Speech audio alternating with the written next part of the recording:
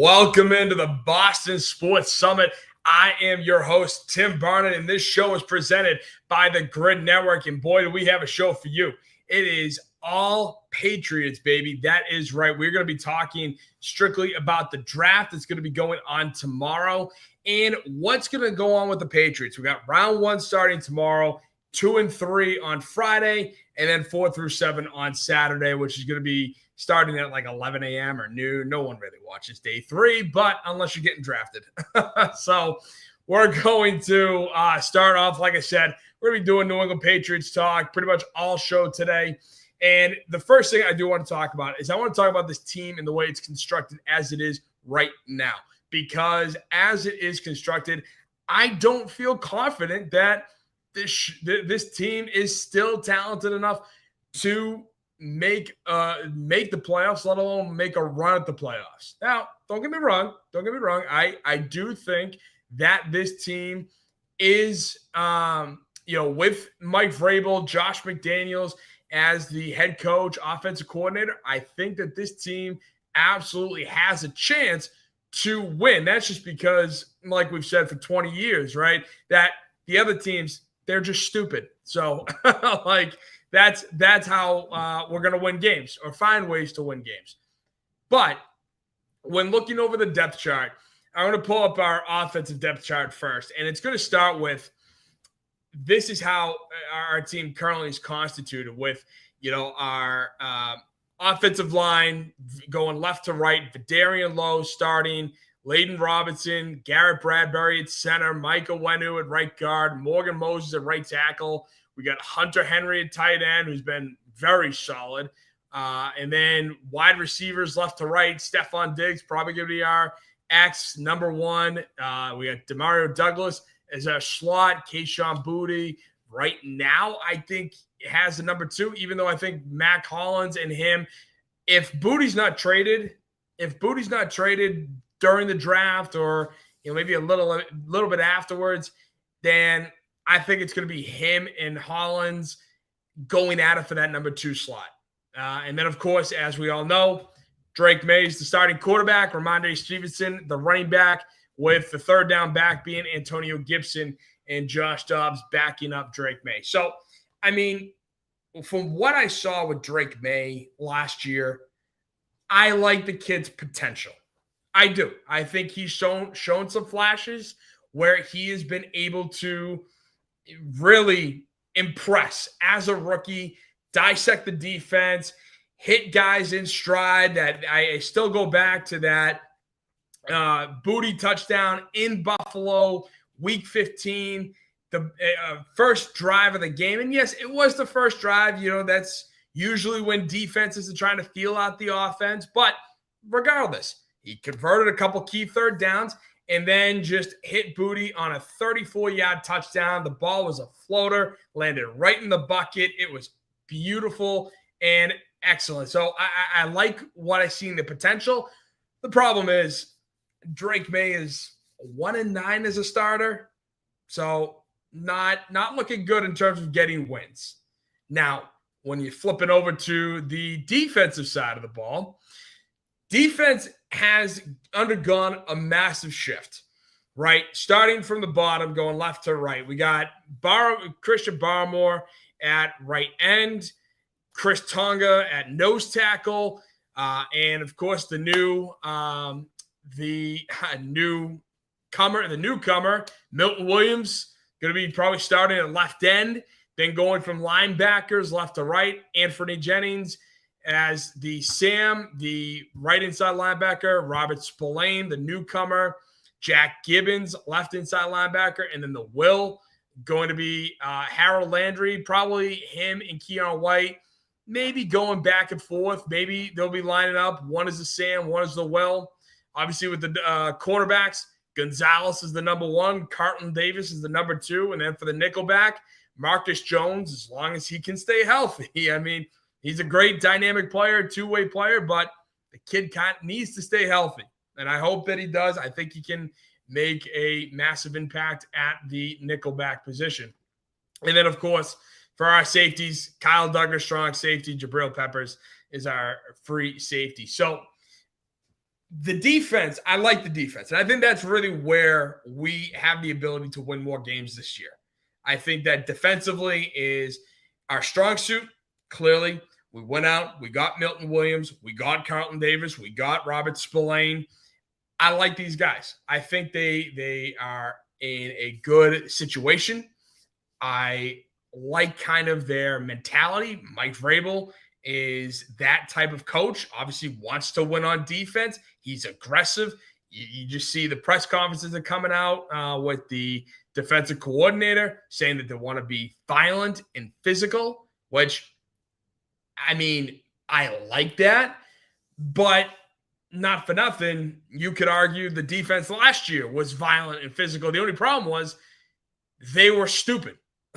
Like they got bad penalties, gave up, key third downs, could never get off the field. And there has to be some sort of nuance to being violent, right? So when I look at the offense, defense, I look at our team as it currently stands. I put together kind of a top 20 list of top 20 players who I think are our best players. And there is kind of a precipitous drop-off where a lot of guys, in my opinion, you can move them higher on my list or lower on the list. It's just as it is today, April 23rd, 2025. I think that these guys, based on talent, age, contract, and just schematic fit, I think these are my top 20 New England Patriots as it stands. Number 1, Christian Gonzalez. Now, hold on. I know everyone's going to be like, what are you talking about? Drake May is the best guy on the team. I like Drake May. I told you. I like that Drake May. He's got the potential. He's got the potential to be the Jaden Daniels, or if not better than Jaden Daniels, and lead the team and make deep playoff runs year after year. And I love that about him. I love the hope, right? Like one of my famous phrases on the show, don't give me hope, right? Because I don't want to get my heart broken. But as it currently is constituted, right here, right now, Christian Gonzalez is the number 1 guy. He's an all-pro. He's been a lockdown corner. Yes, he's dealt with some injuries, but Christian Gonzalez, in my opinion, is clearly the number 1. Then you got Drake May, number 2. Milton Williams at number 3. I like Hunter Henry at 4, which, again, this is kind of where you're starting to flirt with the age, talent. You can kind of interchange some of these guys. But Hunter Henry has been the most consistent receiver that the Patriots have had since 2021. So with that being said, I have him at number 4. Now, at number 5, we got Christian Barmore, Keon White, Robert Spillane, Stephon Diggs, Carlton Davis, and to round out the top 10, I put Harold Landry III. I like Harold Landry. I like what he did in Tennessee. I thought he was a dynamic player, especially when he first came into the league. Yes, his production might have fallen off a little bit, but in terms of our roster as it is, we just went through the depth chart. I like Harold Landry compared to the rest of our guys, at least talent-wise, base-wise. And I like Christian Barmore and Keon White. But again, both those guys provide hope, not necessarily provide substance yet, right? Keon White, while he balled out his first year here under Bill Belichick, he regressed significantly, I thought. Still extremely talented. But again, bad penalties, just he was undisciplined, and I like the potential, and I hope that the potential that Mike Vrabel can pull out of him, which if that happens, yeah, he's going to shoot on my list. Now, Christian Barmore, love Barmore, but with him, he's dealing with that blood clot issues. So again, I love his potential. I love his ability. I just hope that he does come back fully healthy and he is able to get back on the field. And then to round out the the top 20, I got Michael Wenu at number 11, and there is a reason why I didn't put any offensive lineman top 10, and he is, at number 11. Then you got Jabril Peppers. Love Marcus Jones, Demario Douglas. They are just very talented players. Marcus Jones obviously playing both sides of the ball, defense, offensively, having some trick plays here and there. Demario Douglas, again, he is shifty. Once he gets the ball in his hands, he can do a lot, but he also needs to protect the ball. And then going from there, Garrett Bradbury at 15, Morgan Moses, 16, Austin Hooper, I thought had a great year last year for the Patriots, Anthony Jennings, Antonio Gibson, and then to round it out, Kyle Duggar. Kyle Duggar, I think he's a good player. It's just that he's not the right fit for us right now. I think that we need, if we had a Devin McCourty-esque, then I would be fine with Kyle Duggar. But the fact that he's got to do both, where he's got to play downhill while also guard a tight end or try to get back and, be the cover safety, that's not his game. He is not a covered safety. He needs to play downhill, get in the box, and go smack a guy or two. That's Kyle Duggar right there. So it's going to be interesting to see how Mike Vrabel gets the best out of these guys, and that's something that I'm very excited to see. Again, Mike Vrabel, kind of a hard-nosed coach, and that's what I love about it. He takes no crap from anybody, and the fact that, and just to show it, the fact that Jelani Tavai is still on this freaking team, as you can see, left inside linebacker, he's the backup, blows my mind.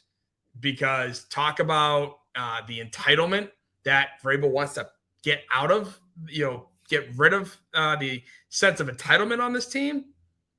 And Jelani Tavai, who called out the fans as saying, we don't know what we're talking about, and just being moronic. Yeah, he should have been gone with the rest of them. But I digress. So now we're going to get into the topic that I know you're all waiting for, NFL Draft Talk.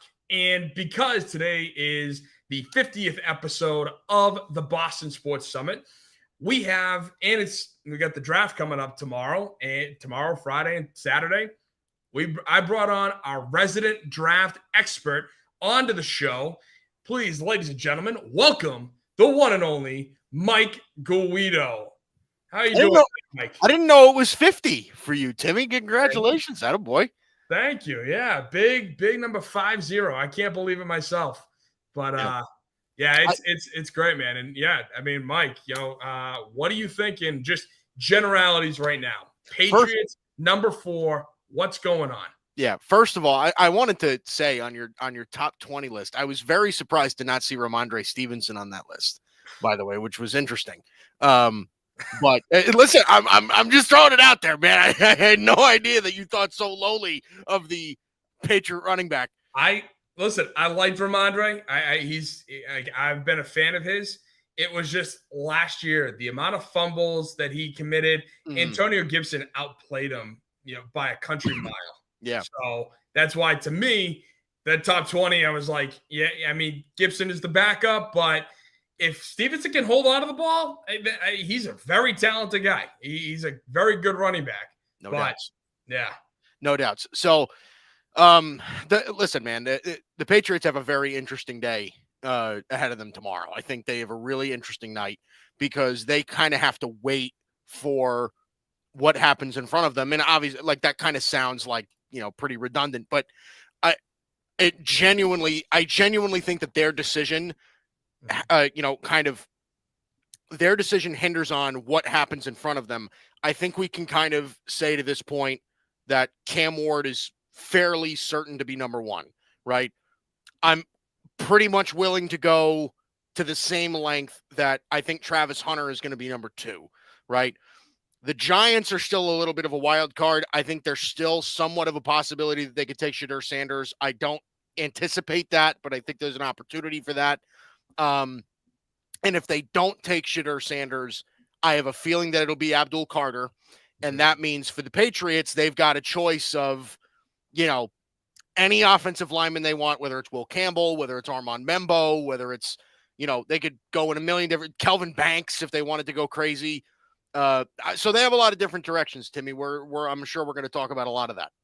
Absolutely. And I want to touch about a couple of those guys in just a little bit that you mentioned.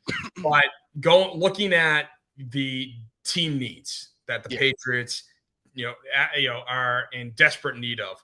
Yeah. Number one, of course, left tackle. Number two is wide receiver. And then kind of 3, 4, and 5. I wanted to throw like offensive line in general, but I kind of feel that, left tackle, almost implies the whole line, because if you don't have a solid left tackle, then you have nothing. Right. Especially with a potentially superstar quarterback, right? Right. So I went with edge because, again, yes, Keon White, Harold Landry, good players. But if we could get an Abdul Carter, people are talking Jalen Walker from Georgia.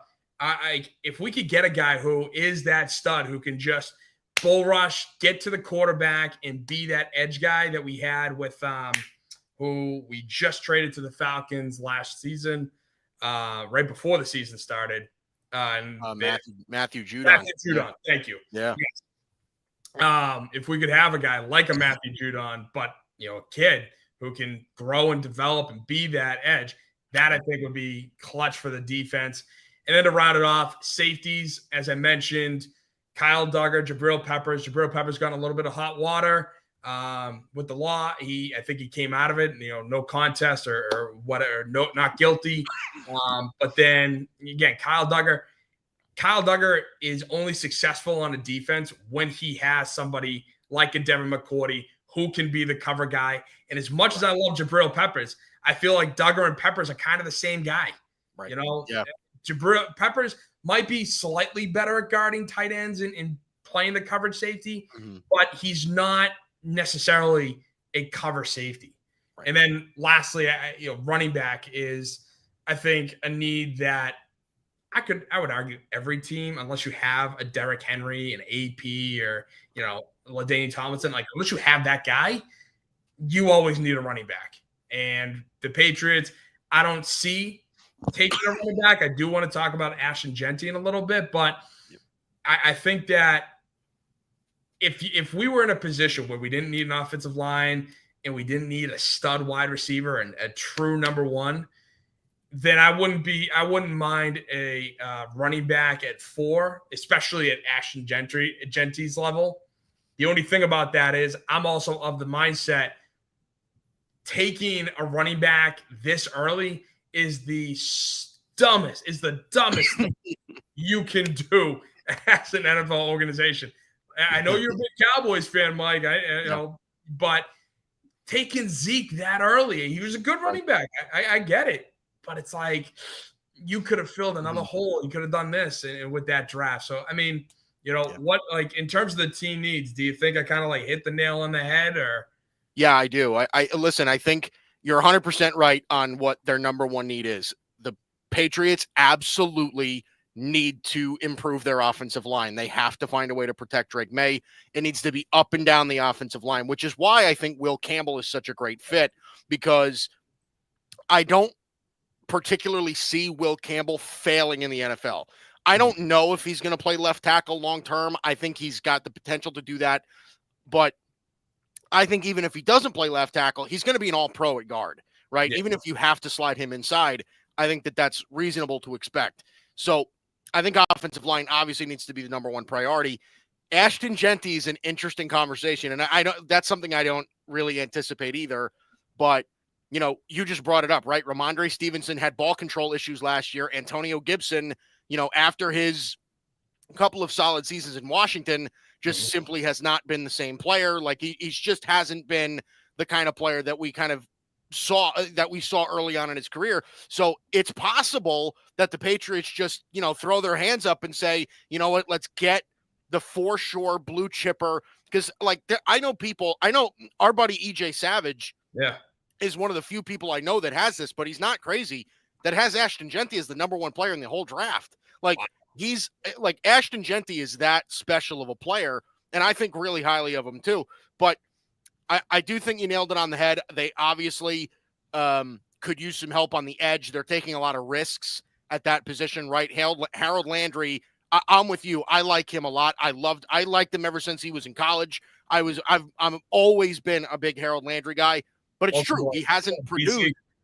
Yeah, right. And listen, he hasn't produced in years. Like, we haven't really seen a great Harold Landry in a long time. So what they can get out of him is really to be seen, right? Anthony Jennings is another one of these kind of hybrid linebackers that plays sort of different spots. Like, it's interesting to see how they can go with this. Yeah. But they do have positions of need, Timmy, and this is not like, I think you and I can both agree. I don't think this is a draft where, like, the Patriots cannot solve all of their issues with one draft, right? No team can, right? And the Patriots are a team, particularly because they're so early on in a rebuilding process, right? They have a brand new coach. They've got they're just kind of manager. Right, exactly. They've torn down the whole Tom Brady regime. It's taken them a little bit of time to recover. They've kind of, like, they have a lot of holes. This is a team that needs work. So, getting guys in the right direction is that's the step I think they need to take now. Yeah, exactly. And the thing that tearing down the whole Brady regime, yes, at the coaching field they did, but a lot of the guys in the front office, Elliot Wolf has been here in New England for I think 4 years now. The kid before him, Matt Groh, he's been with New England as a scout for a very long time. So they are still here, and they still, the fact that Elliot Wolf is here and was able to convince Robert Kraft that, hey, no. Bill Belichick was the guy that did all this, not me. No, I'm good. I backed off, though. Look at my new scouting system, right? It looks so good. It's so much better than Bill's. Yet you picked Javon Baker and Jalen Polk. And, oh, yeah, that's right. The Chargers just made fun of your ass on their Twitter yesterday for you asking, oh, if we make this trade, who are you going to take? What position? What side of the ball are you going to take? Did you see that? Oh, my God. It was like the funniest thing. It's like, thank you. Thank you, San Diego. Thank you, Chargers. Like, you just proved my point. Like, it felt like I was watching draft day. Like, well, okay. Well, who are you going to take if I trade you this pick? I'm not going to tell you that. Draft Day, by the way, underrated movie. That's got to get thrown out there as well. I know some people hate it, but I love it. You know what? Like, for a storyline purpose, it's yes, I get it, but it does irk me a little bit because I'm like, that's not how drafts would happen at all. I don't care. It gets me hyped up for the draft. That's kind of how I feel about it. With that being said, bring the draft back to New York. Oh, Radio City Music Hall. It needs to go back there. By the way, frequent commenter, Knocked Duck, congrats on 50 shows, Tim. Thank you. It's I like I said, can't believe it's been 50, and what a great setting, right? NFL draft right here. Great setting for 50th show. The other thing I want to talk about, so this is going to be brief, but the Patriots draft selections, obviously the big topic of conversation will be the first overall or number 4 overall. We had the number 1 overall pick, and Joe Milton decided to do Tennessee volunteer things and ruin the Gators' hearts like mine, except we did beat Joe Milton at the Swamps. Which I was at that game. But then to go on, 38 in round 2, 69 in round 3, 77 in round 3, 106 in round 4, 2 picks in round 5, 144, 171 from the Cowboys, and then 2 in round 7, 220, 238. So, one other thing before we start breaking down player profiles is there's been a lot of chatter, local media, national media, who the Patriots are interested in all the guys that we're going to be talking about tonight are guys that have been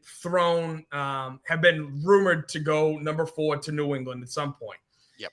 But recently, there's been this whole conversation of it's going to be Will Campbell. It's going to be Will Campbell. And to prove my point with that, you have Diana Rossini, Peter Schrager, Adam Schefter, Jeremy Fowler, Jonathan Jones, kind of all saying the same thing. Diana Rossini, expect the Patriots to use their top selection to beef up their offensive line. Peter Schrager, only mock draft based on sources has Patriots selecting Will Campbell. Adam Schefter, the guy that is connected with everybody in NFL. He even says that Will Campbell certainly seems like a Mike Vrabel type of pick. Jeremy Fowler, several industry sources believe the Patriots have an affection for Will Campbell. And then this is the big one. Jonathan Jones, even if Carter is available here, I still think the Patriots take an offensive tackle here. Campbell appears to be the pick.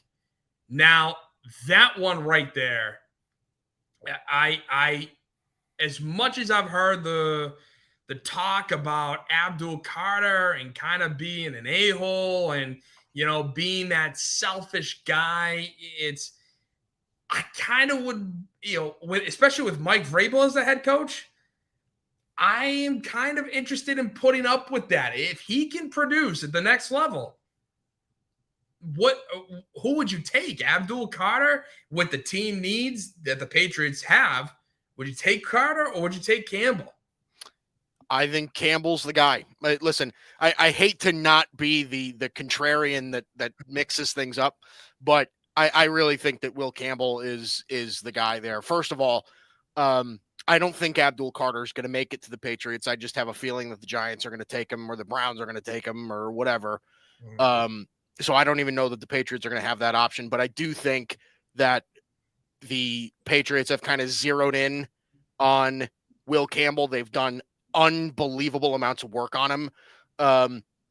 I think they did a lot of work on Will Campbell. They did a lot of work on Armand Membo as well. I think they're really interested in those top tier tackles, and they really think that they're going to have the first crack at an offensive lineman. So I think as long as they feel they can get the top offensive lineman on the board, I think that's probably what they're going to do. Mm-hmm. I've heard a lot of the same things. I've heard a lot of like, yeah, they're interested in Will Campbell, but if Abdul Carter or Travis Hunter make it down to 4, that's going to be the top of their priority list. I kind of fall in line a little bit with Jonathan Jones because I think the reality is that this is their biggest need. It's their biggest need by far. They got to protect Drake May. I think that, even despite the record, Tim, you saw a lot of positive things out of Drake May last year. The guy's got a whistle for an arm. I think there's a lot of upside there. You got to keep that kid upright. You got to make sure that he stays healthy. And then, like I said, Will Campbell's a very versatile offensive lineman where you can play him on the outside. If it doesn't work for him on the outside, you can move him to the inside. There's a lot of stuff to like here.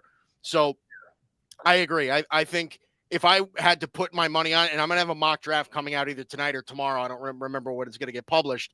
But if I had to put my money on things, there would be a good chance that I'd take Will Campbell at 4, just if I were predicting things right now. And even if I were the GM of the Pats, I think I would probably say Will Campbell would be my guy.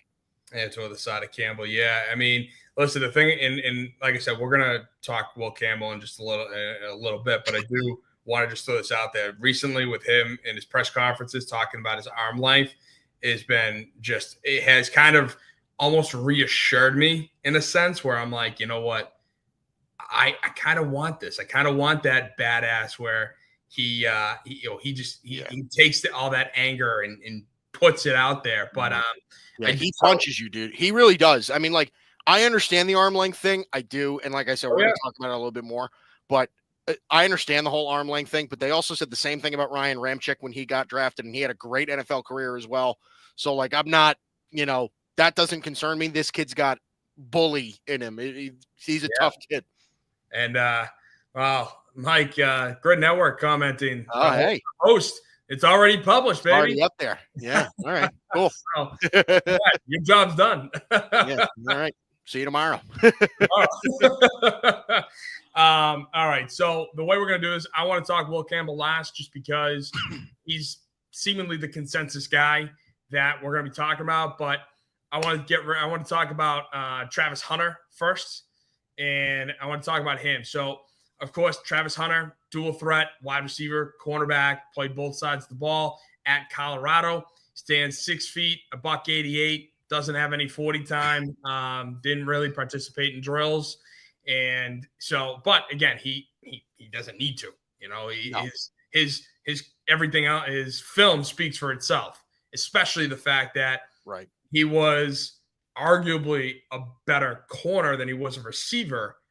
But the fact that he could get away with both at the Division I level, at I don't want to say a top tier conference, but technically it is a Power 5 conference. So it's, listen, I like Travis Hunter. I wanted to get Travis Hunter, obviously, when the reports were it was going to be Ward, Sanders, Carter, 1, 2, 3, done. Hunter falls to New England. Mike, what are your strengths, weaknesses with Travis Hunter? What do you like about it? What do you don't like about his game? I don't know that I don't like anything. I really think Travis Hunter's special. I think he's the best player in the draft, first of all. And I think that it would do a team a disservice to not try him out on both sides. Mm-hmm. I really think that he has the capabilities of doing so. I think he's the best corner in the draft if you were to simply play him at corner. I think he's the second best wide receiver in the draft if you were to just play wide receiver. So I think that there's a lot of value here. And there's a lot of people that think that Travis Hunter's the best corner in the draft and the best wide receiver in the draft, depending on how they view Ted McMillan. But listen, the kid is just such a natural athlete, and he's such a fluid athlete. Like that's part of it, is that it, like, you almost get the feeling that he could rush the passer, right? Because he's just so fluid athletically. He's just such a great, all-around football player that, like, you just have a feeling that there's nothing that this kid can't do. Mm-hmm. Obviously, listen, you're 100% right about him. We're like, yeah, he doesn't have a 40 time. The guy didn't test for anything. Why would he? Right? Yeah. There's no need for him to do so. His resume speaks for itself. Heisman winner, all of that stuff. I would imagine that his 40 time would run in the mid 4.3s, right? Maybe up to 4.4 or something like that. But, he would run plenty fast. But his ball tracking skills are just unbelievably good. I'm pretty sure he could play any position in the secondary. He could play corner. He could play safety. He could move around anywhere, move in the slot, whatever. And again, with wide receiver, because he has the experience playing both sides, look, dude, he's just, he finds ways to get open. He's a pretty good route runner. Like, I think whatever team gets him is going to be crazy. And again, it'll be Cleveland. I have a feeling that it'll be Cleveland, but I don't know. I don't know that there's much that I hate about the kid. There's not a lot of stuff that I can ding him for. I think he's one of these rare talents. I don't want to call him I heard Mike Tannenbaum say the other day, this kid's like Michael Jordan. Like, I don't want to do that, but the kid's really good. The kid's really, really, really good. Yeah. And listen, I think you kind of hit the nail on the head. My thing with him is I think he's extremely slender. I think for his size, 6 feet, if you want to throw him at wide receiver, I think the best way to do that would be to make him the second wide receiver, the Z, just kind of stick to the boundary, or not stick to the boundary, but, be the second guy, and then, of course, you got to play him at corner as well. And he'd be the second corner on the team, which is why I thought it would be great, especially the fact that we just signed Stephon Diggs a couple weeks ago. It would be perfect to have Travis Hunter here in New England because of the fact that, yes, you get a guy who can play both offense, defense, 2 for 1, on top of the fact you have the number one receiver set at Stephon Diggs now. You have your number one cornerback with Christian Gonzalez, who even signed Carlton Davis III. And if we have the number one overall pick, I'm not entirely sure we go after Davis, but even if we do, great. Travis Hunter gets to be the third corner, or Carlton Davis and him can rotate in and out.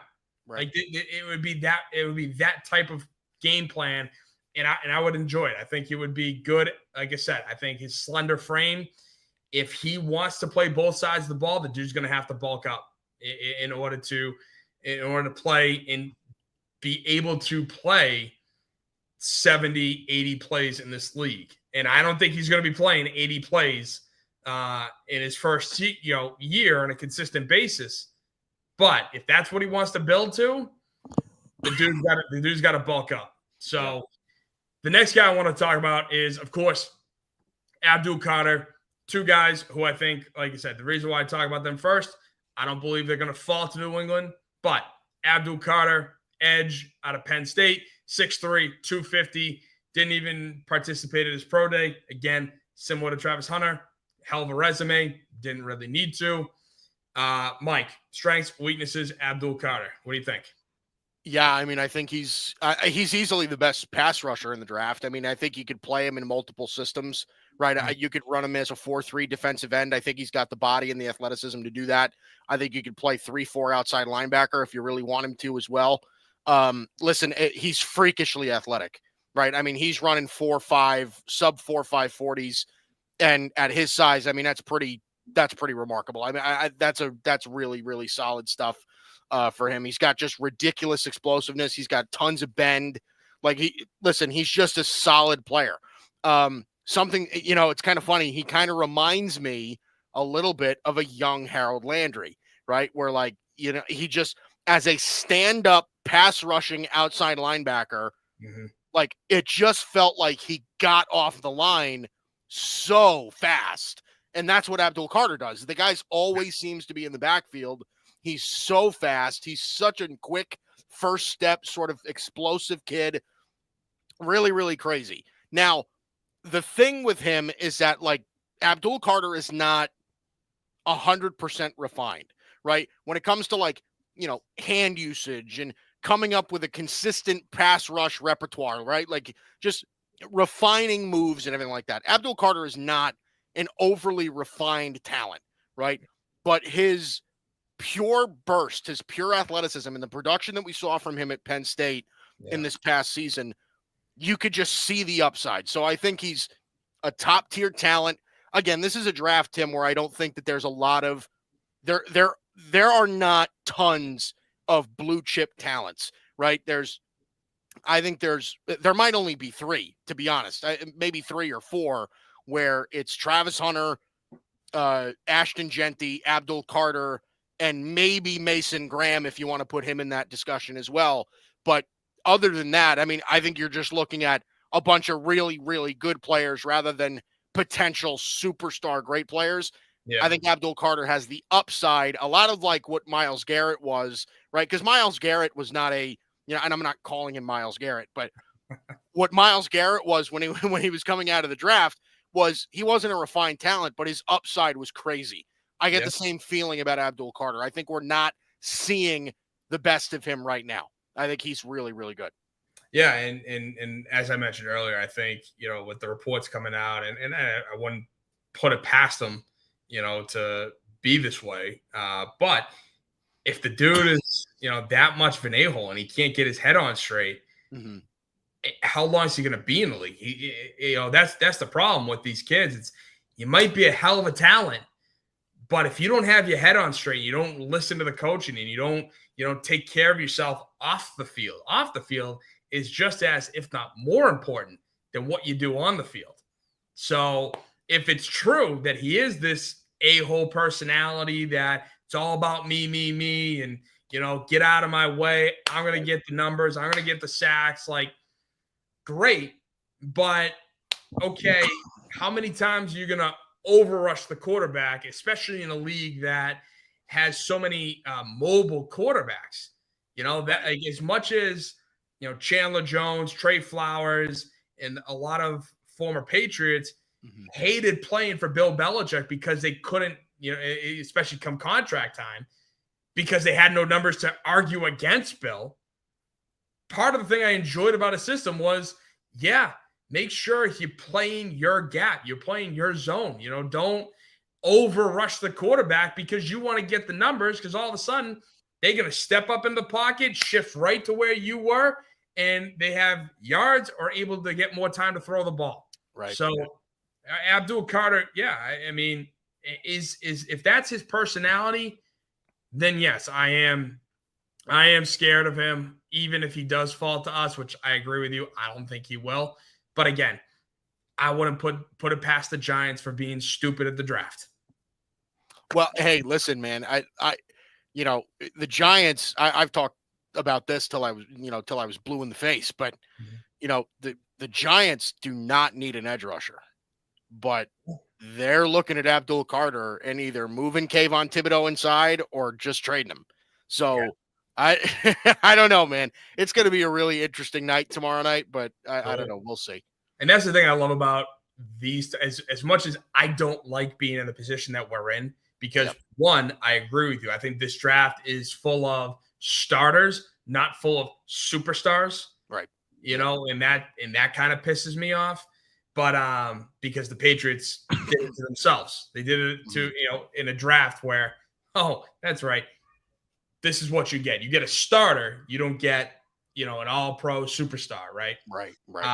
But yeah, but in terms of being a fan of the NFL and NFL draft, oh my God, yeah, to see the wheeling and dealing that could possibly go down, like this is the thing that bothers me. Like when you have like the 1, 2, 3, 4, 5, and it takes an hour and a half, you're like, we already know you made the pick. Can we just hurry it up here? Let's go. Come on, let's move. Come on. Yeah, 100%.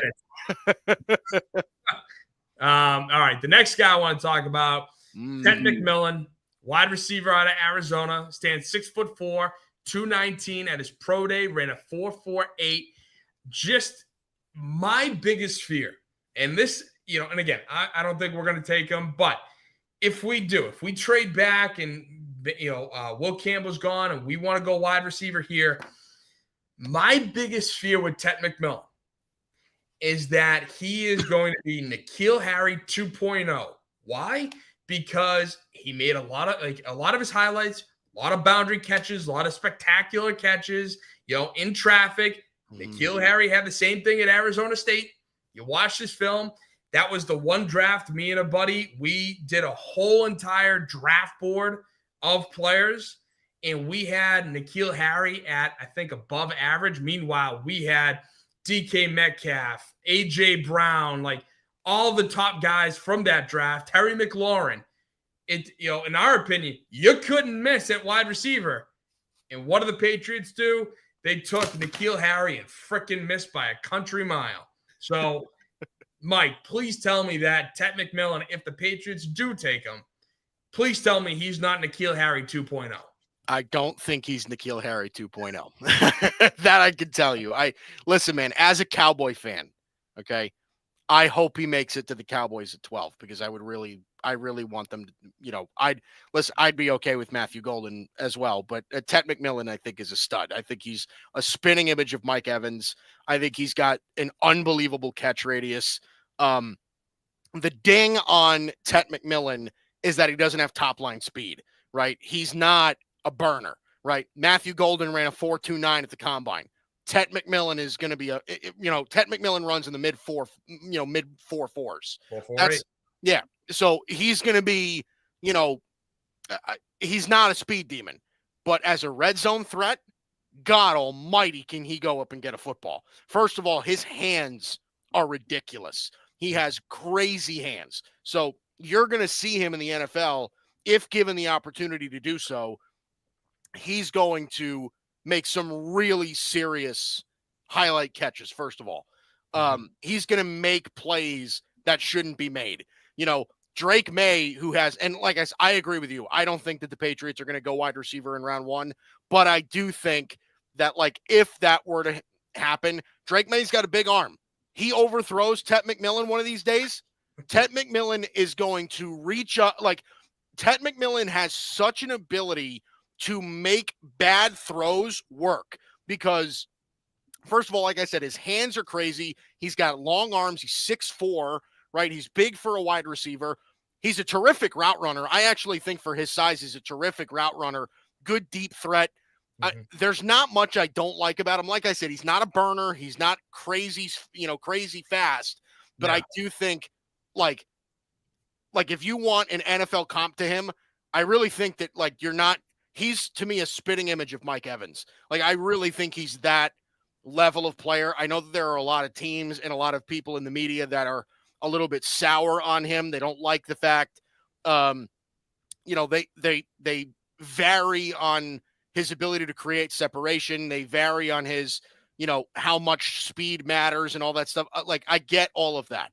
Yeah. But I think as a complete wide receiver, I think he's the best receiver in the draft.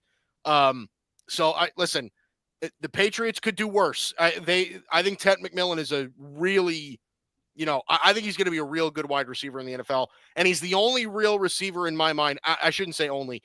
It's him, Travis Hunter, and Matthew Golden that I think they're the only receivers in the draft that I think have true potential number one receiver upside. Like, those are really the only guys to do that. I love his makeup. I'm a Ted McMillan fan. So, yeah. If you're asking me, I love him. So, well, I will say this, like, I learned about Ted McMillan, I think a year and a half ago when, his reels or TikTok, whatever the hell he was doing, was going crazy because he was catching balls like in between his legs, kind of doing the, Vince Carter between the leg dunk with the, making the catch. Like, he was just stupid crazy with those. His hands are ridiculous. I'm telling you, dude, like, this kid's hands are so stupid good. And the best thing about him, Tim, and you're a football guy, so you understand how important this is, right? Yeah. He catches everything in front of his body. Like, he catches everything out. He's not a chest catcher, right? Yep. He catches everything out in front of his body. That makes you so much more valuable. Absolutely. It's just like the kid's natural. It really is. I think he's a really, like, he's borderline blue chip for me, honestly. He's, I haven't made a full big board yet or anything like that, and I don't know that I will, but he'd probably be. You got less than 24 hours to make that big board. Come on. I know, right? It's crunch time now, but it's like, I don't know. He'd probably be 6 or 7 on my board. I think he's that good. I think he's really special. Yeah, and like you said, not a chest catcher. That's, as a receiver, that is massive. The amount of drops that guys have who are studs at receiver in the league, but they catch everything here. Like, they let it hit them and then get out here. Right. Like, dude, get your hands out here. The amount of times I'd see wide receiver coaches do this. And it's like, exactly what they're doing, but the receivers instinctively still don't do it. Right. I mean, a great drill that they do in the combines, but I love watching it. What is the ball catching drill where they just run across a straight line and they're here, and that's where you really see, I feel like, okay, are they chest catchers or are they going out and getting the football? So I like you. I like Ted McMillan. If we were, I would say, stable at left tackle, then I'd be fine taking McMillan. I'd be weary as hell just for past experience. N'Keal Harry, like, kill me. Because we could have had freaking A.J. Brown, who wanted to be a Patriot. Thanks, Bill. Oh, yeah, because him and Terry McLaurin were buddy-buddy during the draft visit. That's why – do you know that? That's why we didn't take A.J. Brown or McLaurin. It's because they were chumming it, two buddy-buddy on their draft visit to New England. Like, and I didn't hear about that until, 6 months ago? That's interesting. Now, Terry McLaurin makes sense. Terry McLaurin was, coming into the draft process. Terry McLaurin was a 4th or 5th rounder, I loved watching Terry McLaurin's film in college. I was a big Terry McLaurin fan. I think I had Brown, DK Metcalf, and then McLaurin, like 1, 2, 3. Hollywood Brown above the rest, if I remember correctly. But again, we all saw how that worked out. I know. But regardless, it was just like when I heard that about McLaurin and Brown, and that's why we didn't draft Brown, I wanted to punch a wall. All right, the next guy I want to talk about, who was rumored to the Patriots for what felt like a half a second, and it made a lot of sense. It was him or Will Campbell, but Mason Graham out of Michigan, defensive tackle, big body, 6'3.5", 296, got 32-inch arms. Again, another small-armed big man, but he was rumored to the Patriots back in January. He's either Will Campbell or this kid. And then all of a sudden, Mason Graham fell off a cliff. Like no one's talking about him. I doubt New England's going to take him at 4 because we already got Milton Williams. We got Chris Tonga. If Christian Barmore comes back, we're fine there. But Mike, what's the upside of Mason Graham and what's kind of the downside of him? Yeah, I agree with you. First of all, I don't think Mason Graham's going to the Patriots, and he's one of the more interesting players in the draft as far as where he could end up, because I think so many people, including myself, have him earmarked to the Jags at 5, right? Because it makes sense, right? They need help on the interior of their defensive line, and he fits perfectly with what they need. It makes total sense. But if the Jags went in another direction, they went Kelvin Banks, which I've heard, they took Ashton Genty or something like that, which I've also heard a little bit more recently. Then where does Mason Graham end up? Does he end up falling to the Panthers at 8? Does he end up falling to the Saints at 9? Like, there's a lot of things that can happen with Mason Graham. Right. As far as talent, though, this guy is a technician when it comes to his hand usage. This guy is Mike, I'm bringing up Mike Tannenbaum a lot. I shouldn't really be doing that, but what the hell, right? I heard Mike Tannenbaum call him a wrestler, and I think that that's a perfect way to describe him. This guy just throws guys out of the way, okay? Like, his hand usage is unbelievably good. He's got great footwork as far as like lateral agility and lateral quickness and everything like that. For a guy that's like 300 pounds, yeah. Like, it's pretty remarkable how quick with his feet he is. Now, he's not like burner fast, right? Like, he ran like a 5.1 or something like that 40. So he's not fast, but boy, does this kid have a quick first step. The issue that I sometimes have with Mason Graham, and this is like death for defensive tackles, is there are times when Mason Graham plays a little upright, right? And that just causes you to get pushed back. Right. Yep. You just have no leverage that way. Yeah, exactly. So there have been tendencies where Mason Graham has done that. But I do think that if he goes to a system like New England, and like I said, I don't think it's going to happen, but if he goes to a system like New England where he's going to play for Mike Vrabel, that's a coachable issue that you can fix, right? Especially with one of these guys who's just such a great hand fighter. Like, I just think the upside is there for him. Listen, I'm big on Mason Graham. I think he's one of the 4 or 5 best players in the whole draft. There's just like a nastiness to him. So I like him. At the very least, early on in his career, I think he's going to translate as a big-time run stopper. And if the pass rushing comes later, then it does.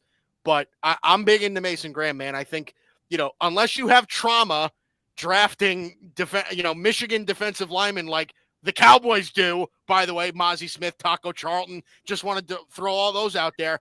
But I think Mason Graham's a different breed. He's a real monster on the inside. Now, do you think his standing up, his standing up issues, is that more of like he's just tired, or is that just it's first down, fresh, it's a fresh set of downs on a brand new drive, and it just this one play he just gut instinct, or natural to stand up. You know what I'm saying? I do think it's a little tied to conditioning. I think he does. That's not to say he's out of shape. He's certainly not out of shape. But after a while, you've been in the game for 4 or 5 straight plays. Yeah. The fatigue starts to set in. Once he gets into that sort of set, he does tend to kind of play up like this, doesn't get down and kind of dig into their offensive line. So, both sides of the ball, it's all about leverage. It's all about who can get lowest, right. And especially if you're lining up on a center, if you're going to be the nose tackle or the 3 tech, you're going to be going after the guard and the center. And that's where NFL offensive guards are 330 pounds.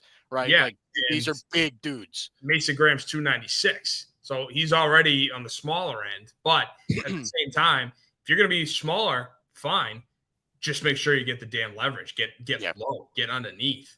Yeah. So that's going to be an interesting one. He's a true defensive tackle. The one thing I don't love is that I don't think you're getting a lot of versatility with him. I think he's a 3-tech defensive tackle.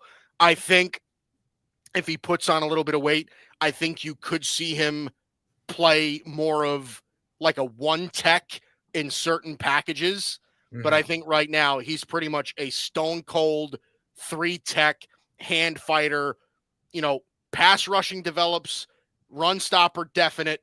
Like that's, I think, kind of the player that you're getting. So I don't know. It's interesting. I think he's a blue chipper. I think he's really, really good because if you could tap into that, the guy's just going to be a wrecker on the inside. So, tons of upside, has a little bit of ways to go, but I think he'll get there.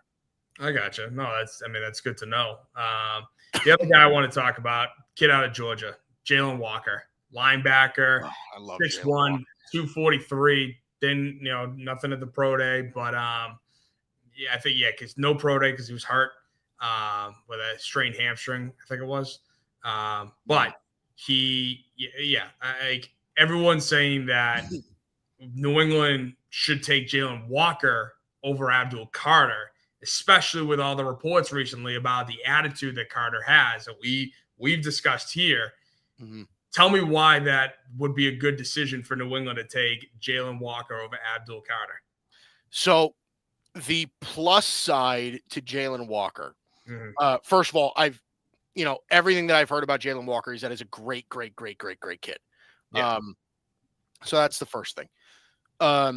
The other plus side for Jalen Walker is that I think the Patriots could essentially, and any team that drafts him really, could kill two birds with one stone, right?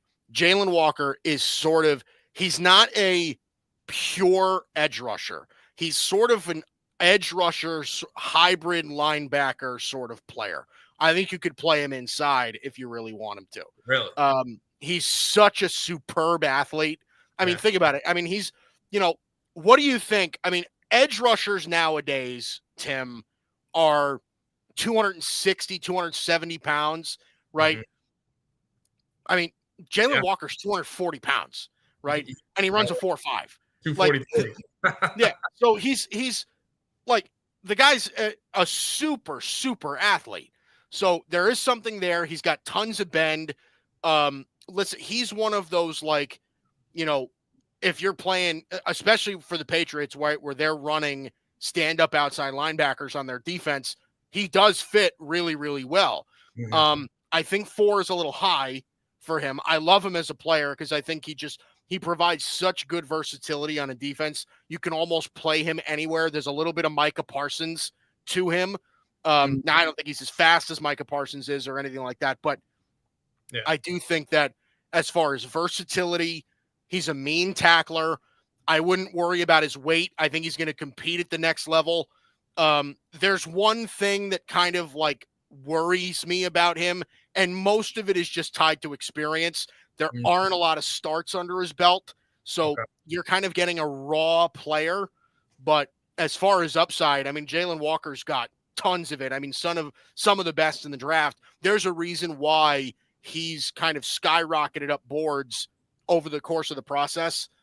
It's because this kid is just such a great athlete, and because they see what the potential is with him. So listen, I would take Abdul Carter over Jalen Walker, but I think you can make the argument that there are some things that fit better with certain teams where Jalen Walker makes a little bit more sense, even if he has less upside as a pass rusher, but more upside as just kind of a versatile middle of the defense linebacker sort of player.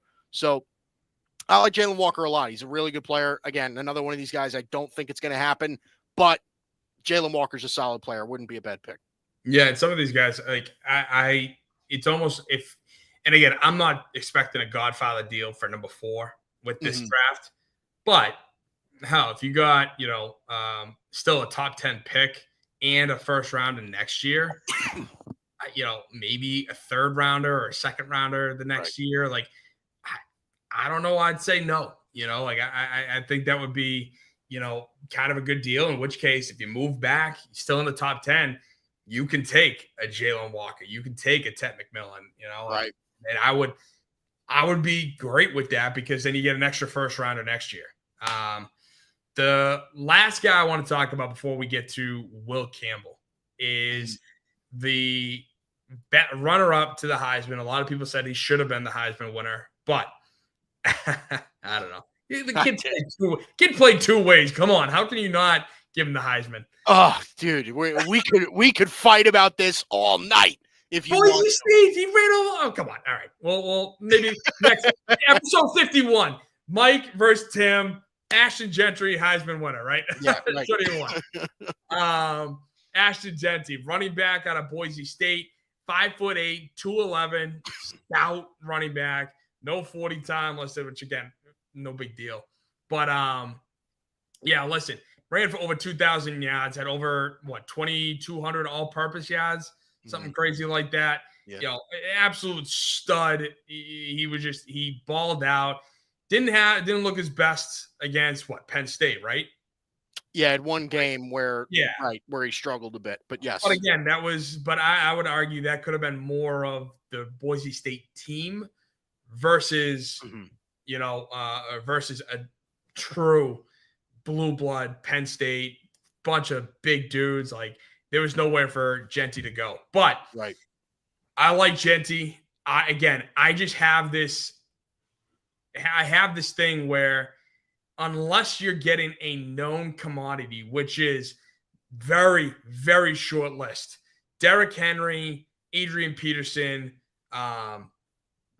Barry Sanders, Walter Payton. Like if you're getting that guy, then fine. You can take him in the first round. Anyone else, a running back should not go in the first round at all. I don't care who it is. No running backs in the first round. Tell me why Ashton Gentry is a different cat and should go in the first round. Yeah, I listen, Tim. Look, Ashton Gentry to me is. I don't know that I put him in the same prospect category. It's damn close, but I don't know that I would of putting him in the same prospect category of like Ezekiel Elliott or Saquon Barkley when they came out of the draft, right? Saquon Barkley was from an upside, not even production, right? From an upside perspective was like, this is the most talented running back we've ever seen. Okay. And that's not an exaggeration. I mean, there were people that were saying Saquon Barkley was like speed, contact balance, everything, like combination of everything, receiving. This kid is going to be Barry Sanders and Larry Fitzgerald rolled up into one guy. Like it was unbelievable. But, and now finally, now that he's with the Eagles, we're kind of seeing that. Stupid Giants. But the thing about Ashton Gentry is that here's the thing that separates him. Separates him from all the running backs that are left in the class, right? Omarion Hampton, Travion Henderson, Quinshon Judkins, Caleb Johnson, those guys. Okay. Ashton Gentry's contact balance might be the best I've ever seen out of a college player. This kid doesn't fall down. Like, listen, the object of football, Tim, is for you to tackle or bring down the guy who has the ball, right? Ashton Gentry is not good at falling down. Like he's just unbelievable at absorbing contact, bursting through the line, right? Ashton Gentry's not a burner, right? He's not a guy with 4.3 speed, right? He's 4.4, mid 4.4, something like that. Like he's not a burner, but his vision, his ability to see holes, his patience behind the line, right? The fact, again, the two words that you're going to hear over and over with him is contact balance. The guy does not go to the ground. He does not go to the ground. The guy's like Jim Brown, right? We're just like you saw a million people hit him, but he just doesn't go down. That's the thing that makes Ashton Gentry special. And here's the thing, Tim, like I may not fully agree with the notion that you shouldn't take a running back in the first round. I totally understand that point only because like, first of all, running backs don't age well. It's just math, right? Once they get to a certain number of carries in their career, the production just starts to dip, right? Most running backs don't make it for the same level of production onto their second contract. They just don't, right? They just have too many carries. Not to cut you off, but the fact that I think when Zeke Elliott joined the Patriots 2 years ago and he was 29 years old, I think, blew my mind because you would have thought the guy was 35. Certainly. Like, that's, again, talking about running backs at age. That's a perfect example. Yeah. Zeke had 3 or 4 years where he was the best running back in football and then became a dud, right? Like that was the course of his career, right? So that's part of it. But so I totally get that. They're easily replaceable, right? Get guys in the second, third, fourth round, doesn't matter. You can find NFL starters, and especially, by the way, in this class. This is an unbelievably deep running back class, even beyond the guys I mentioned before, right? Dylan Sampson. I mean, you're talking about guys that are real legit. Bo Scatterbo, baby. Yeah. Listen, Cam Scatterbo Scatterbo might go second round. Like, that kid's good.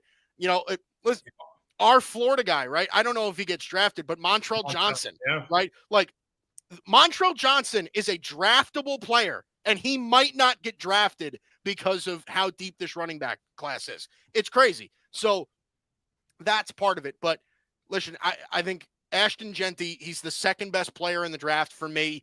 Yep. I think he's an all-time contact balance sort of player. And I think as soon as he walks into the NFL, you're going to see him as a top 5, top 6, top 7 back in the league. I think he's that good. I think he's that much of a difference maker. And I think he could go as high as 5. I think he's really that special. So let's say he does go to Jacksonville. Do you really think with that team he can be a top 5, top 6 back? No. Look, it's like that's the only thing. Everybody's got limitations, you know what I mean? Like, Ashton Genty's not God, you know, he can't overcome Jacksonville. But listen, look, no disrespect to Jacksonville, okay? Oh, all disrespect to Jacksonville. It's a Boston show. Jacksonville, the Raiders, whoever ends up with him, right? There are certainly situations he could go to, and it's just like, all right, their quarterback stinks, right? Their passing game is not non-existent. Their offensive line is a sham, like, and there's just nothing around him, right? So there's a way where defense is just game plan for him. So if all of that is stacked against you, I understand that. But keep that in mind too. The guy didn't play for Ohio State this year. The guy played for Boise State. Yeah. Okay. And Boise State was a solid team this year, but let's be real. Okay. Ashton Genty made Boise State a really good team this year. They would have been nowhere without him. So he's got experience in that area, Tim. I think that kind of helps in a way that he kind of played for I would say, I don't know, a B or a C tier program in comparison to some other teams in college football. So listen, I could talk about Ashton Genty forever, but I think he's that special to me. I'm big on him. Yeah. No, I mean, listen, he showed a lot. He was a hell of a back this year. It was fun to watch him. Fun to watch season.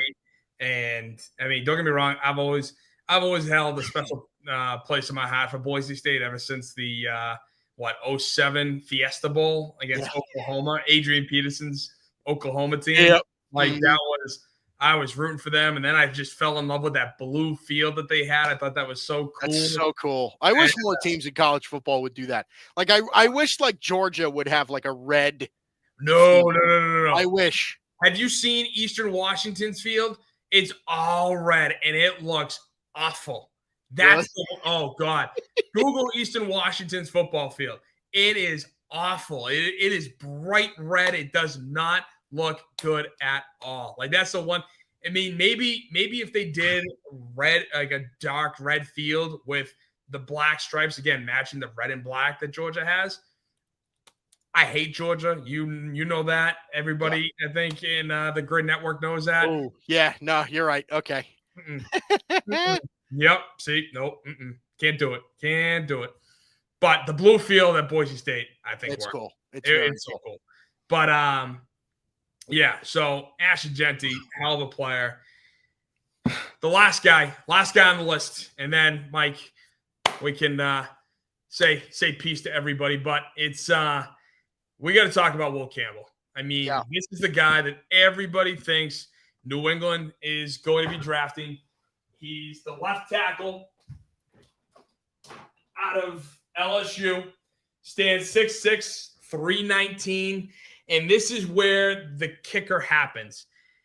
He's got, allegedly, according to the combine, 32 and 5/8 arms, but as you see in the parentheses, it's 33-inch arms according to his pro day. So, is he worth picking at 4 because again, short arms is everything. And not for nothing, as you mentioned earlier, and I'm kind of on this bandwagon myself, I think Will Campbell's a stud. I think that he will be an all-pro offensive lineman in this league. The one problem is that position might be a guard. And I'm sorry, I don't want to take an all-pro guard at number 4. I want an all-pro left tackle. And the problem is, there's no Joe Altz in this draft. There is no, Matt Light was the second overall pick, but he was a very good left tackle himself. There's no Ronnie Stanley's, at that position. So, like, again, why should New England take Will Campbell at 4? Well, let me ask you something, Timmy. Do you think Will Campbell's going to be an all-pro player? Yes, at guard. Then you take him at 4. Okay. Because listen, look, and I get it, right? Like, you're picking at 4, you want your future left tackle. I understand all that. First of all, just keep talking. I think Will Campbell's going to be a star left tackle. I do. I like, if I were to put money on it now, I think Will Campbell will be a top tier left tackle. The other thing is, though, is that see, we switched places. Now it's screwing me up. I don't like it. But like, Timmy, let me ask you this then. Yeah. If I were to give you the opportunity, that knowing the career that he had, right? And I'll say this as a Cowboy fan, right? 4th overall, you have the opportunity to take Zach Martin. Would you? Because I would. With this, yeah, especially if for this Patriots team, absolutely. Yeah, absolutely, you would take Zach. Zach Martin's a future Hall of Famer. Now, I'm not putting that kind of pressure on Will Campbell because I'm not going to say that he's going to be a future Hall of Famer. But I do think that as far as talent is concerned, I think he's the best offensive lineman overall in the draft. I think I like him better than Armand Membo, right? And I would rather look at his ability, like, I would rather look at that, like, we're unsure if he's going to play tackle.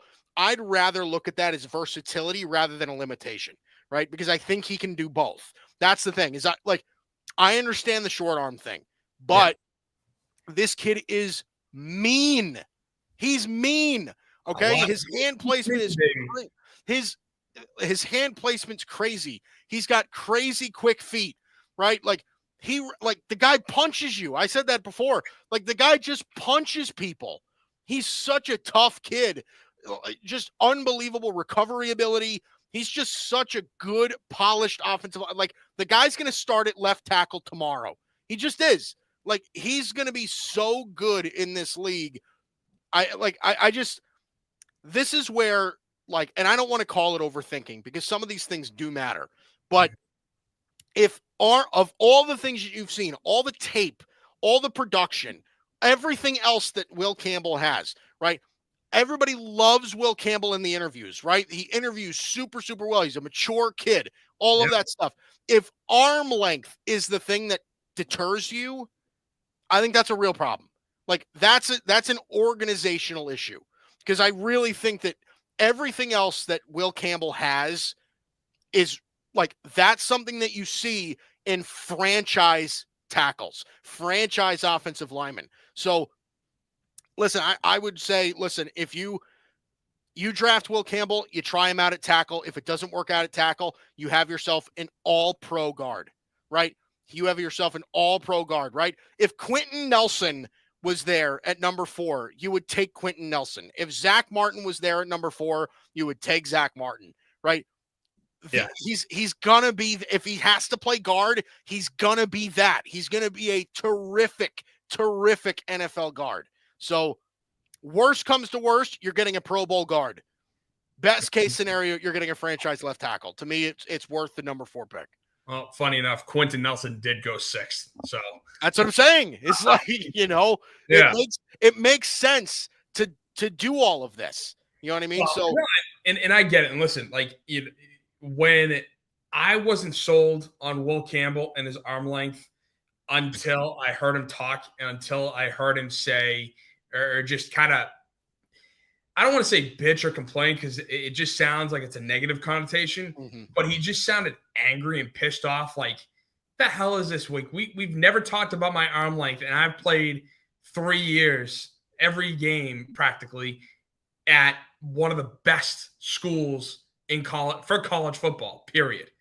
And he was really good at LSU, right? Like, really, it wasn't a production issue there. Like, arm length didn't bother him in college. Exactly. So that's why but like listening to him talk and kind of get pissed off and angry about it, that sold me. That was kind of like, ooh, all right, maybe, because again, you can't teach me. One of my favorite offensive linemen in history was an offensive lineman who never won a Super Bowl. That was Logan Mankins. When he played for us between 05 and 2013, he was awesome. Again, just a country boy who just knocked you on your face, and he was mean. And that's what I love about it. And again, it's kind of like, what we used to say, you can't teach size. You just can't. And that's where some guys, you're kind of sitting there going, all right, yeah, you can't teach it. And so you go for it because you can develop the rest of it. And yeah, I mean, I think my only issue is, again, he's going to start playing left tackle. I mean, look at the friggin' roster that he's going to be going up against. Friggin' Vidarian Lowe and Caden Wallace at left tackle. Yeah, he's our starting left tackle. Like, come on now.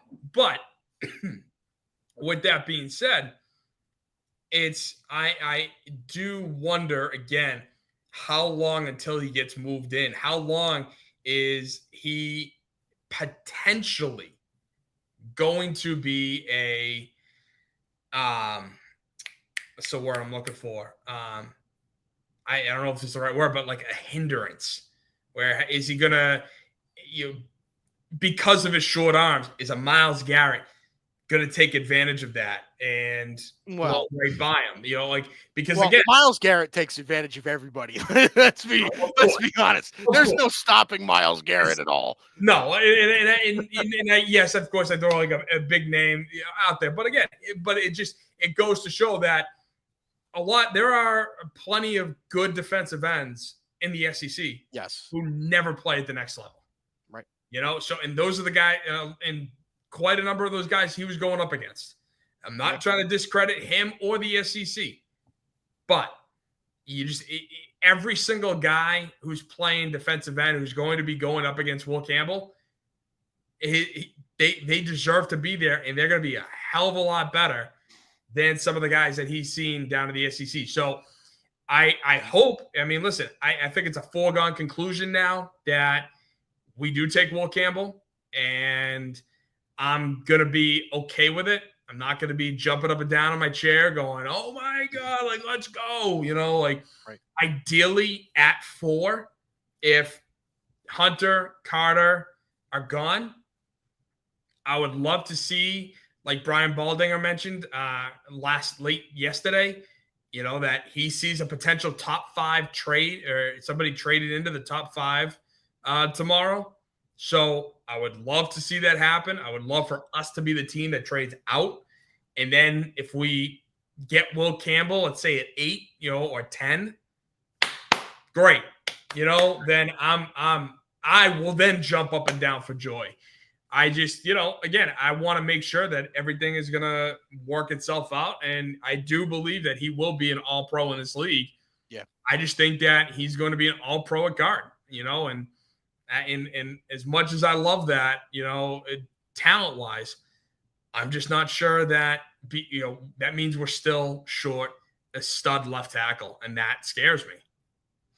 I understand it. I do. I get it. But at the same time, Timmy, you need you need help on this offensive line, Oh, regardless of where you absolutely. get it, right? Oh, no And doubt. like I said, like Will Campbell, if you want my honest opinion, right, Yeah. as a draft expert, right, that I'm Don't so highly touted to don't being, degrade yourself, Mike Guido. Don't but degrade yourself. You're a draft expert. I Great I draft expert. I think Will Campbell's a left tackle in this league. Like I really do. I think the league thinks so too. Like that's I think a part of this that that people miss sometimes is that Will Campbell is still a projected top 5 pick. He's still a projected top 10 pick, not because he has short arms. Mm-hmm. You know what I mean? Yeah. The rest Will Campbell's gonna be good.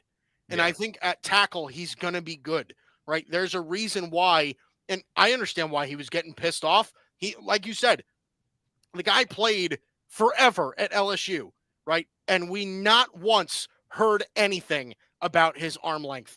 But all of a sudden, in the last month and a half, we've had to hear about how Will Campbell has short arms and he's probably going to have to kick into guard. Like, who said that? Like, I don't know. I don't know that the league is saying that. Everything that I hear from the media is like, okay, maybe. Mike, but, you know what it is? It's all these other so-called draft experts. Yeah, right. It's the other me's. It's the other me and EJ Savages. It's those guys. It's not you. It's not you or EJ. It's the other draft experts. I think EJ. Listen, even EJ is concerned that he might have to kick into guard. I don't think so, though. I genuinely believe that he will play left tackle in this league, and he will play left tackle very, very well. Okay. Well, frequent commenter, Sports Mom. Congrats on 50 shows on the Grid Network. I think Campbell is going to the Patriots. And then frequent commenter, not Doug, just want to give us a Celtics game update. Celtics up 3 at the half over the Magic, and that is without Jason Tatum. Yeah, Tatum late scratch. Yes, as our resident fake Cavaliers fan. What do you mean fake? You see the poster? You see the thing with crying LeBron? LeBron James. I'm just giving you out of time. What are your thoughts though? Eastern Conference, quickly. What's going to happen? Here's the thing. I don't want to get you upset, Timmy. I really don't, because I love you, and I you genuinely are a good buddy of mine. But I just don't think anybody's getting over the Cavs this year. I just don't. I think the only team that's capable of getting over the Cavs this year is OKC. I think that's it. I don't know. I feel it in my heart that, first of all, I will say this. I think we're getting a Celtics-Cavs Eastern Conference Finals. I think we are going to get that. I agree with that. And that series might go 7. Might. I think, yeah, that's an understatement right there. We'll probably go 7. And always, by the way, Tim, every time the Cavs and Celtics play, it's a game. Like those teams go hard at each other. They did it last year too, right? So I don't know. I love the Cavs roster right now, dude. It's so deep. They've got so many guys that hit threes. It's just, I don't know. I'm into it. I think they play there. I think the Cavs are one of the best defensive teams in the league. They have the best defensive player in the league in my mind with Evan Mobley. So listen, tell Jason Tatum that he's going to have to deal with Evan Mobley for 7 nights in a row. I'm sure he's not going to be happy about that. Oh, yeah, because Tatum's going to be shaking in his boot. Oh no, Evan Mobley, no. Well, listen, that's one of that would be at least a legit reason for Jason Tatum to be crying, right? Wasn't that every Boston fan's complaint? Is that Jason Tatum doesn't have dog, or did that disappear because he won a title? No, I think it's still slightly there. Though I will say there was a big Boston sports media argument. I think not last year, the year before. Yeah. Saying who would you rather have for your future, Jason Tatum or Anthony Edwards? And it was just because Anthony Edwards has that dog. And in the NBA, you need that kind of dog mentality. But I don't know. I kept siding with Jason Tatum, and that was because Jason Tatum is just I think he is the best all around player. He scores, he gets rebounds, he passes the ball. I think understands the game. And I think going fully healthy, Celtics, Cavs, I think it's going to go at least 6 games. And I think I think the Celtics are just so much deeper than any team in the NBA. Yeah, it's because you have a biggest crybaby in the history of the NBA. Did you see that video of him like going, oh, huh? Like, just I did. like, oh my God. And I think, and people want to know why, like, I vehemently hate LeBron and will never make him a top 5 player in my mind is because he is so damn talented and that he does all this bull, like, just like that, like oh, I'm so in pain. Is anybody looking? Okay. Oh yeah. Oh, like, it's like, dude, will you just, again, grow a sack and just play on? Physically, he would survive in any era. He would dominate in most eras. Mm-hmm. But I mean, the dude could not handle the bad boys of Detroit. He could not handle the 80s or 90s in the NBA. Just the physicality of it all. I'm trying to check if these are real tears. I think they're real, but it looks like sweat. There's a lot of sweat. You put eye drops in. You didn't see the eye drop thing? Yeah, right. There, That's right. That's what James Posey is doing right there. He's providing the eye drops. Exactly. But no, I think it's going to be Celtics, Cavs, and I just hope everybody's healthy and stays healthy. That's let's a healthy series, a full-fledged healthy series. That would be an insane watch.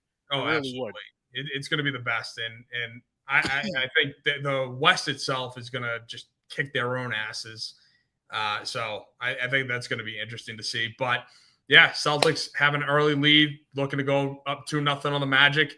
Mike, any last words? We got the draft tomorrow. I know you're going to be hosting the Grid's annual draft show. You want to plug that a little bit? Yeah, tomorrow night, Bryson Carver coming out of semi-retirement, by the way, now that he's down in Disney World. But it's going to be him. It's going to be me. It's going to be EJ Savage. I don't know who else is popping in for that, but those will be the 3 of us, the main guys going into tomorrow night, the Grid draft show tomorrow. I believe we are starting at 7:30 tomorrow night to start our draft coverage.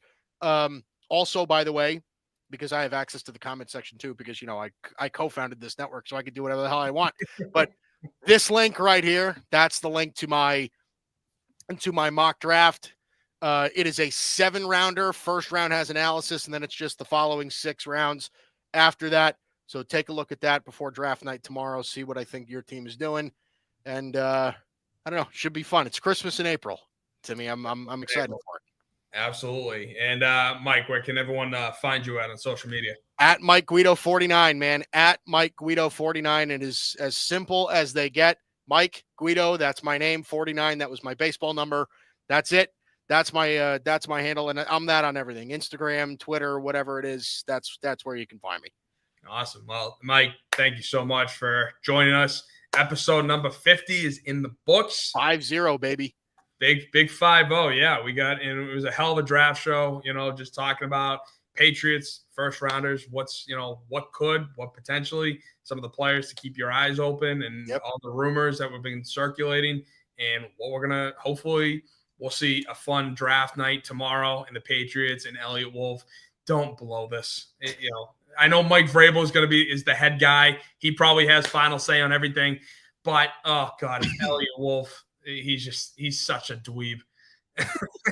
See one of these nerds in sports that you hate, Tim? Oh yeah. They weasel their way in. That's the problem. Yeah. It's funny. Quick side note before we go. When I did the draft, the scout school with Phil Savage at the Senior Bowl, handful of years ago, we one of the things that Phil Savage mentioned was, make sure that you build a relationship with the owner, because, the coaches, they want to coach football. That's what they do. They don't necessarily want to talk to the owner because they don't want to get the input from the owner. They don't build the relationship. So that's what you should do. You should build the relationship with the owner, show them kind of what's going on, what you think, and what you're going to do. And it's so funny because you kind of think about that, and you kind of see that a little bit in the Draft Day movie, but it's with Elliot Wolf and everybody getting fired last season, with rightfully so. He weaseled their way in there and said, hey, look, this is all Bill's fault. I rewrote the whole draft program, and you still take bad players. And I don't give credit to taking Drake May. It was a 3-quarterback draft.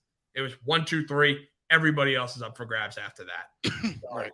I don't know. I just think it's pretty funny like that. Yet, Mike, thank you. I appreciate you coming on, taking the time. And we got a fun draft day tomorrow. Tomorrow, Friday, and who knows? I might watch on Saturday. It's not like we have anything else to do, Timmy. Come on. No. So, Mike, thank you to everybody for sticking with us, tuning in. It has been a fun time. And as always, God bless. Have a great rest of your night, everyone.